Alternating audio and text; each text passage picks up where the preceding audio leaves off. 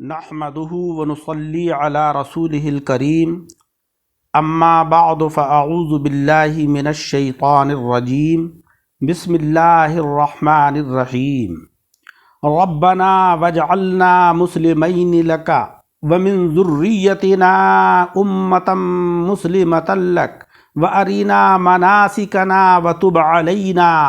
إنك أنت التواب الرحيم صدق اللہ العلی العظیم۔ حضرات اکرام، آج کے درس میں سورہ بقرہ کی آیت نمبر 128 تلاوت کی ہے۔ اس آیت کریمہ میں اللہ جل شانہ وعم نوالہ نے حضرت ابراہیم اور حضرت اسماعیل کی دعا کا ذکر فرمایا ہے، جو اللہ رب العزت کی بارگاہ میں ان دو حضرات نے دعائیں کی۔ فرمان باری تعالیٰ ہے کہ ربنا وجعلنا مسلمین لک، اے ہمارے رب ہم کو اپنے واسطے مطیع کر، فرما بردار بنا لے، ومن ذریتنا امۃ مسلمۃ لک، اور ہماری اولاد میں سے ایک جماعت کو مطیع بنا لے اپنا، یعنی ہماری اولاد میں سے بھی ایک جماعت اپنا فرما بردار بنا لے۔ وَأَرِنَا مَنَاسِكَنَا وَتُبْ عَلَيْنَا إِنَّكَ أَنْتَ التَّوَّابُ الرَّحِيمُ، اور اے مولا کریم تو ہم کو ارکان حج سکھا دے، یعنی حج کرنے کے جو ارکان ہیں، مناسک ہیں، وہ تو ہم کو دکھا دے۔ وَتُبْ عَلَيْنَا، اور ہمارے اوپر رجوع برحمت ہو جا۔ إِنَّكَ أَنْتَ التَّوَّابُ الرَّحِيمُ، بے شک تو ہی بہت توبہ کو قبول کرنے والا مہربان ہے۔ پچھلی آیت میں تعمیر کعبہ کا ذکر فرمایا گیا، اب عظمت کعبہ کا ذکر ہو رہا ہے کہ بیت اللہ نگاہ خلیلی میں کوئی معمولی چیز نہ تھی، بلکہ نہایت عظیم الشان، جس کی وجہ سے انہوں نے اس کے مقبول ہونے اور ہمیشہ باقی رہنے کی دعا فرمائی۔ پچھلی آیت میں کعبے کا ذکر کیا گیا، اور اب یہ بتایا جا رہا ہے کہ مقبول الہی وہی ہے جو اس گھر کا خدمت گار ہے اور حج کا پابند ہے، کیونکہ حضرت ابراہیم علیہ السلام نے بارگاہ الہی میں تعظیم بیت اللہ اور طریق حج سکھانے کی دعا فرمائی۔ پچھلی آیت میں کعبے کے حق ہونے کا ذکر تھا، اور اب دین اسلام کے سچا ہونے کا تذکرہ ہے کہ حضرت ابراہیم نے زمین حرم میں ایک جماعت مسلمہ رہنے کی دعا کی، اور وہ جماعت سوا مسلمانوں کے کوئی اور نہیں ہے۔ حضرت ابراہیم علیہ السلام نے فراست سے معلوم کر لیا، فراست ایمانی سے پتہ چل گیا آپ کو کہ اس تقریب اور تعمیر کعبہ کے رنگ میں کوئی دوسری دنیا ظاہر ہوگی، اور عشق اپنے نئے کرشمے دکھائے گا۔ اس بیت اللہ کے ذریعے باطن ظاہر کا لباس پہنے گا، اور آدمی ملائکہ کی طرح خلاف عقل اطاعت الہی کریں گے، اور اس میدان میں لبیک اللہم لبیک کا شور مچا کرے گا۔ چونکہ تعمیر کعبہ ہم سے کرائی گئی ہے، لہذا معلوم ہوتا ہے کہ اس کا صحرا ہمارے سر رہے گا، پس آپ نے خوش ہو کر سب سے پہلے اپنے لیے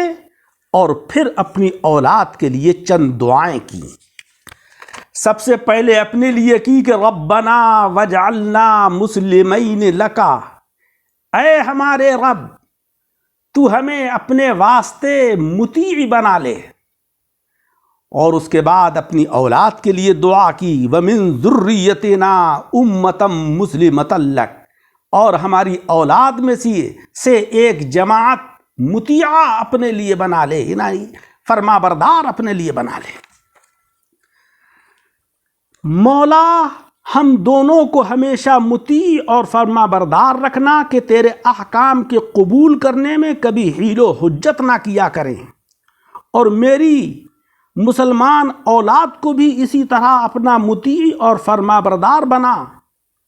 تاکہ حج کے ارکان ادا کرنے میں عقلی اعتراضات نہ کیا کریں، اس لیے کہ حج میں عقل کی مخالفت اور عشق کی پیروی ہے، اور وہ یہ کہ مجنونوں کی سی وضاقتہ بنانا کہ ننگے سر کفنی پہنے بال بکھیرے شور مچاتے پھرنا، اس کے گھر کے ارد گرد پروانی کی طرح گھومنا، کہیں پتھروں کو چومنا، کہیں بلا وجہ بھاگنا، کہیں دشمن کو بغیر دیکھے محض خیال پر پتھر مارنا، کہیں جانوروں کا خون بہانا، مولا کا انہیں ایسی توفیق دینا کہ بلا حیل و حجت ہر سال یہ کام کیا کریں، اور چونکہ یہ ارکان حج عقل سے سمجھ میں نہیں آ سکتے، اس لیے تو خود ہمیں یہ کام بھی سکھا، وَأَرِنَا مَنَاسِكَنَا، اور ہر کام کی جگہ بتائی کہ کون سا کام کہاں ہوگا، احرام کہاں بندھے گا، قربانی کہاں ہوگی، اور پتھر کہاں پھینکے جائیں گے، اور چونکہ یہ سارے کام بہت دشوار بھی ہیں اور اکثر لوگوں کو عمر میں ایک بار ہی نصیب ہوا کرتے ہیں، اس لیے جو کوتاہیاں ہو جایا کریں اے مولا تو انہیں معاف فرما، وَتُبْ عَلَيْنَا إِنَّكَ أَنْتَ التَّوَّابُ الرَّحِيمُ۔ اللہ رب العزت نے ان کی یہ ساری دعائیں حرف بحرف قبول فرمائیں کہ وہ دونوں حضرات زبردست احکام پر بلا تکلف عمل کرنے کو تیار ہو گئے۔ جب اللہ تبارک و تعالیٰ نے محبوب چیز قربان کرنے کا حکم دیا، حضرت اسماعیل علیہ السلام نے اپنے کو ذبح کرنے کے لیے پیش کر دیا۔ حضرت خلیل اللہ نے بلا تامل بیٹے پر چھری لے کر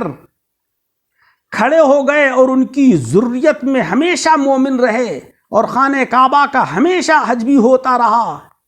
اور رہے گا۔ حضرت ابن عباس سے روایت ہے کہ اس دعا کے بعد حضرت جبریل علیہ السلام کو حکم ہوا کہ ہمارے خلیل کو حج دکھا دو، بلکہ اے جبریل امین ان کو حج کرا دو۔ چنانچہ آپ حاضر ہوئے اور 8ویں ذی الحجہ سے 13ویں ذی الحجہ تک سارے اعمال حج کرائے۔ اسی حالت میں 3 دن 10ویں 11ویں 12ویں 3 جگہ شیطان ملا، آپ نے اسے دفع کرنے کے لیے 7 کنکر مارے۔ حضرت جبریل امین نے عرض کیا کہ آئندہ آپ کی اولاد بھی اسی جگہ کنکر بھی مارا کرے گی۔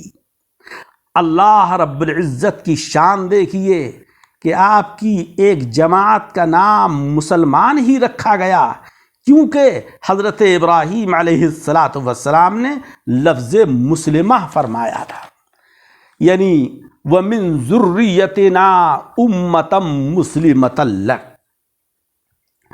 تو لفظ مسلمہ سے معلوم ہوتا ہے کہ یہ دعا خاص امت محمد مصطفیٰ صلی اللہ علیہ وسلم کے لیے تھی، کیونکہ ہم سے پہلے کسی امت کا نام مسلمان نہیں ہوا۔ اللہ تبارک و تعالیٰ فرماتا ہے ملت ابیکم ابراہیم هو سماکم المسلمین من قبل۔ سامعین اکرام، اس آیت کریمہ سے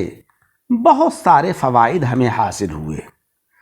پہلا فائدہ تو یہ ہے کہ دعا کے وقت اللہ تبارک و تعالیٰ کو پکارنا